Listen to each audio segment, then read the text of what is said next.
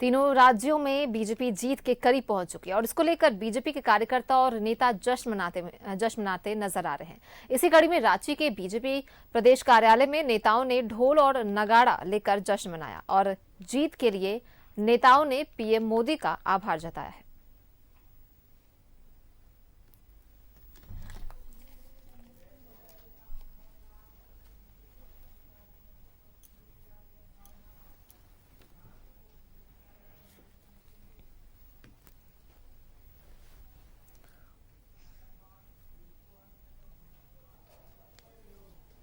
और हमारे साथ हमारी सहयोगी भावना जुड़ रही है हमारे साथ लाइव।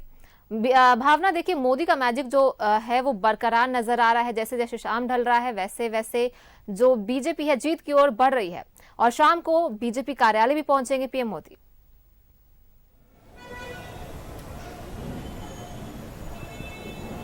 बिल्कुल, आपको बता दूं एक कहावत है कि खुद ही को कर बुलंद इतना कि ऊपर वाला भी पूछे बता बंदे तेरी रजा क्या है। और कुछ ऐसी स्थिति लग रहा है कि भाजपा के समर्थन में भी नजर आ रही है। ऐसी कहावतें जो है सार्थक होती नजर आ रही है। यही कारण है कि आज सुबह से हम लोग देख रहे हैं कि कांग्रेस मुख्यालय में जब हम लोग मौजूद थे, ढोल नगाड़े बज रहे थे, यज्ञ हो रहा था, एक अलग ही माहौल था। लेकिन जैसे ही 10:30 बजे का वक्त हुआ वैसे ही माहौल एकदम शांत हो गया। आंकड़े बिल्कुल उलट नजर आए। जहां ये लग रहा था कि छत्तीसगढ़ में जो है कांग्रेस फिर से एक बार अपनी जो सरकार बनाने जा रही है, वहीं जनता ने जो है कुछ और सोच लिया है। जनता जनार्दन का फैसला कुछ और हुआ और ये स्थिति देखने के लिए भी मिली कि अचानक से ही आंकड़ों की बढ़त होती है छत्तीसगढ़ में और ये जो आंकड़ा है ये भाजपा के पक्ष में जाता हुआ नजर आता है। यानी कि सीधे तौर पे 3 राज्यों में बढ़त छत्तीसगढ़ में देखने के लिए मिली। क्योंकि मेरे साथ इस वक्त जो है सीनियर जर्नलिस्ट भी है, राजनीतिक विशेष जो है राजनीतिक जो है सीनियर्स भी हमारे साथ है और सुजीत ठाकुर इनका नाम है। सीधा इनके साथ आपको जोड़ती हूँ। सवाल आपसे यही है कि छत्तीसगढ़ में आखिर मोदी मैजिक चला कैसे? देखिए, छत्तीसगढ़ में आप अगर देखेंगे तो भाजपा ने पूरी अग्रेसिवली लड़ा और एक फैक्टर जो हम लोगों को लगता है कि उस पर ज़्यादा ध्यान देना चाहिए था, जहां कांग्रेस पार्टी या दूसरों ने ध्यान नहीं दिया, वहां पर आदिवासी इलाका है, आदिवासियों के लिए सीट रिजर्व है। उसमें द्रौपदी मुर्मू को राष्ट्रपति बनाना, सीकल का प्रोग्राम करना और बिरसा मुंडा का भी जन्मदिन बीता है तो उसका कार्यक्रम करना, तो आदिवासी इलाकों पर फोकस किया, वहाँ पर टर्नअप हुआ भाजपा के पक्ष में। दूसरा मुझे लगता है कि महादेव वाला जो घोटाला था तो उसमें हर परिवार का युवा जो है वो लगे हुए थे उसमें, तो उनके माता पिता को लग रहा था कि ये गलत हो रहा है और भाजपा ने उसको प्रमुखता से उठाया भी। और आप देखेंगे जब उन्होंने अपना वहाँ पर भूपेश बघेल सरकार के खिलाफ आरोप पत्र लगाया तो उन्होंने कहा कि अब ना सहबो बदल के रहबो, ये छत्तीसगढ़ का नारा से जोड़ा और उसका नतीजा है जो अनएक्सपेक्टेड है। भाजपा के बहुत सारे लोग नहीं मान रहे थे कि इस तरह के परिणाम आएंगे, लेकिन क्लियर कट भाजपा वहाँ पर बढ़त बनाने में सफल रही। लेकिन सुजीत जी, वहीं मध्य प्रदेश और राजस्थान की अगर बात की जाए तो एक तरफ कांग्रेस की सरकार पहले से थी राजस्थान में, मध्य प्रदेश में लग रहा था कि जैसे मामा जो है टाटा बाय बाय हो जाएंगे। जो रुझान समझने के लिए मिल रहे थे, कई कांटे की टक्कर भी कई जगह पे कही जा रही थी। लेकिन आप क्योंकि सीनियर जर्नलिस्ट हैं, आप बताइए आपका आकलन क्या कहता है, कैसे इन 2 राज्यों में भी एक बड़ा उलटफेर हुआ? देखिए, मध्य प्रदेश को लेकर के कहीं कोई कंफ्यूजन नहीं है, सिर्फ आंकड़ों का कंफ्यूजन है। वहां पर भाजपा का संगठन मुझे लगता है गुजरात के बाद सबसे अगर मजबूत कहीं संगठन है तो मध्य प्रदेश में है। पिछली बारी भाजपा हारी थी, 9 सीट ही कम थे भाजपा के पास, तो बाद में सरकार बन गई। शिवराज सिंह चौहान की जो लाडली लक्ष्मी, लेकिन वहाँ का मुख्यमंत्री का चेहरा कौन है? प्रधानमंत्री मोदी की वहाँ पर क्रेडिबिलिटी है और संगठन ने बहुत जी जी जी जी मैं चाहूंगी एक बार आप अपना सवाल रिपीट कीजिए। जी भावना, मध्य प्रदेश में मुख्यमंत्री कौन?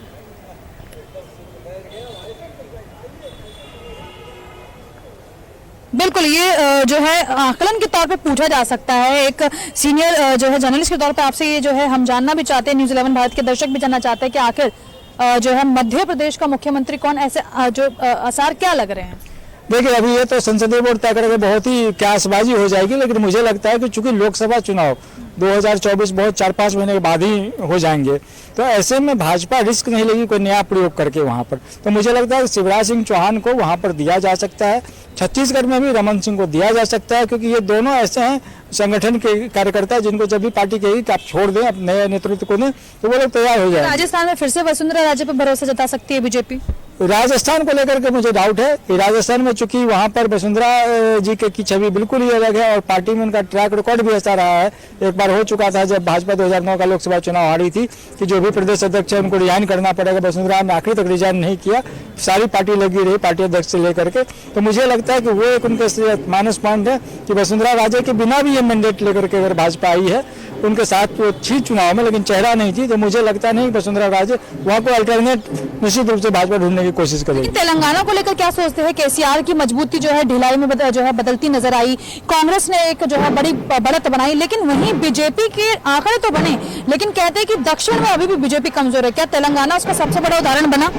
देखिए, आप राष्ट्रीय कार्यकारिणी में थी, मुझे याद है हैदराबाद में जो राष्ट्रीय कार्यकारिणी हुई थी, भाजपा ने माहौल क्रिएट कर दिया था केसीआर के खिलाफ और बीआरएस के खिलाफ, और बाद में कर्नाटक चुनाव के बाद पार्टी ने पता नहीं क्यों चुप्पी साध गई, और भाजपा ने जो एंटी इनकम्बेंसी का माहौल तैयार किया था उसका फायदा कांग्रेस को मिला।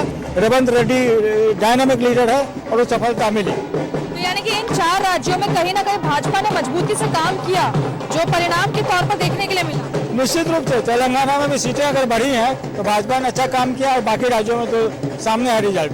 तो देखिए, ये सुजीत जी का आकलन है, सीनियर जर्नलिस्ट है, भाजपा को कई सालों से कवर कर रहे हैं। यही कारण था कि हमने न्यूज 11 भारत के जितने भी दर्शक हैं, जो भी देख रहे हैं इस चैनल को, वो जाने कि सुजीत जी जो कि सीनियर जर्नलिस्ट भी है, उनका क्या आकलन है इन तमाम राज्यों को लेकर। और आपने जाना कि इन्होंने किस तरीके से बताया कि कैसे मध्य प्रदेश में क्या स्थिति रही, छत्तीसगढ़ में क्या स्थिति रही, राजस्थान में क्या स्थिति रही, और तेलंगाना में कैसे बीजेपी बढ़त बनाती हुई नजर आई, और कैसे दक्षिण में एक बार फिर से अपनी मजबूत पैठ को बीजेपी दिखाती हुई नजर आ रही है। क्योंकि भाजपा कार्यालय में चाहूंगी एक तस्वीर आप ये देखिए, ये भाजपा कार्यालय की तस्वीर है, जहां पर अब ढोल नगाड़े बजने शुरू हो गए हैं, क्योंकि 3 राज्यों में भाजपा एकदम क्लीन स्वीप में नजर आ रही है, सरकार बनती हुई जो है अब बिल्कुल नजर आ रही है। और ऐसे में 6:30 बजे खुद देश के प्रधानमंत्री नरेंद्र मोदी बीजेपी के केंद्रीय विचार कार्यालय में पहुंचने वाले हैं, क्योंकि ये तस्वीरें हम लगातार दिखा रहे हैं। तो सीधा जो है इन्हीं लोगों से बात करते हैं और जानने की कोशिश करते हैं कि आगे जो ये कार्यकर्ता है ये क्या कहना चाहेंगे। बहुत ज्यादा एक्साइटेड है, 3 राज्य एकदम क्लियर कट है, क्या कहना चाहेंगे?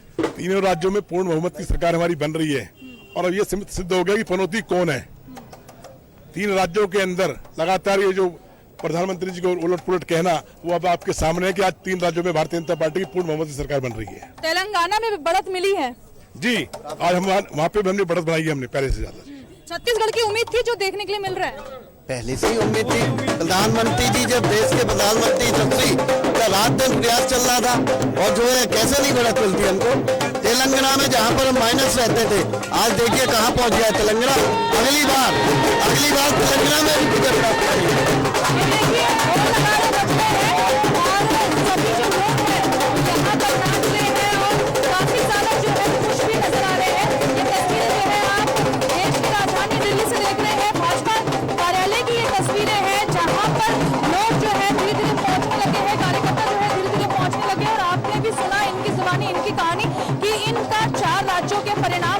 क्या कहना है। सबसे बड़ी बात यह है कि 4 राज्यों में भाजपा की जो एक मजबूत बढ़त बनी है, कहीं ना कहीं ये एक मोदी मैजिक रहा है। क्योंकि छत्तीसगढ़ की अगर हम बात करें तो छत्तीसगढ़ में कहीं ना कहीं आशंका थी कि जो तख्ता है वो पलट सकता है, लेकिन वो आशंका जो है वो वोटिंग के बाद, परिणाम के बाद बिल्कुल सार्थक नजर आई। क्योंकि लगातार भाजपा को इस बात पर भरोसा था कि वो सरकार बना लेंगे छत्तीसगढ़ में, और यही तस्वीरें जो है यहाँ पर देखने के लिए मिली।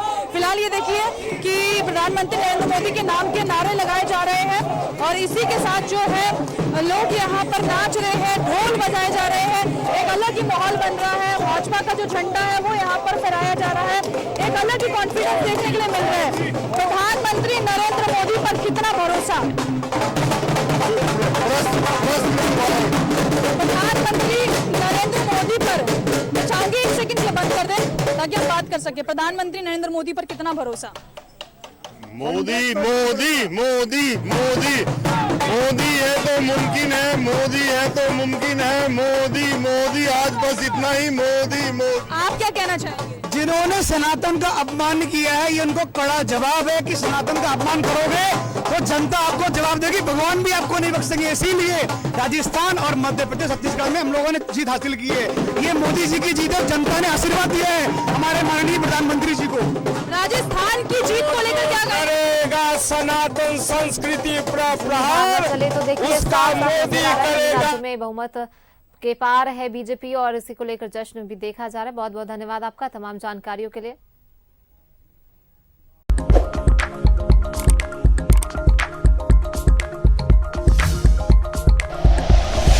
Like and share videos, subscribe करें हमारा चैनल और प्रेस करें बेल आइकॉन। न्यूज़ 11 भारत, सच है तो दिखेगा।